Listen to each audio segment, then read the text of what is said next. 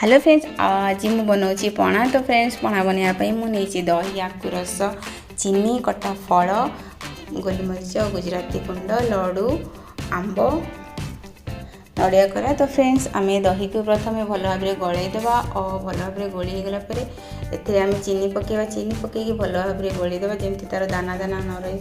तो यापर मुझे अदारे पानी देकी तार रस ये यूज कर अदा को यूज करनी। तो पुणी भल भाव में गलिला ये जो कटा फल मु रखी तो सेव, डालिंब, आंब, नड़िया करा, कदली, कमला सबको काटिक मुझे छोट छोट करके रखी और अंगूर रखी, काकुड़ी भी रखी। तो यहाँ आम सब फल को भल भाव में मिक्स करदे।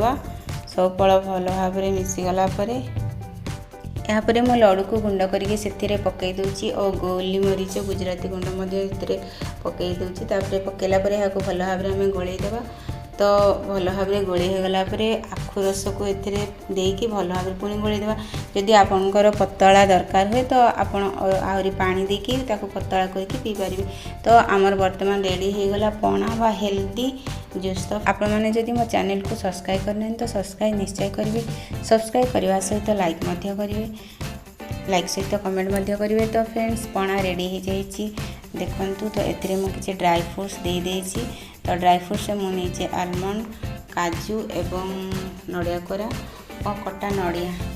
तो फ्रेंड्स, आपण मैंने यही पणा संक्रांति निश्चय थोड़े यही पणा बनैकी पियंतु, अन्य मानक पियांतु।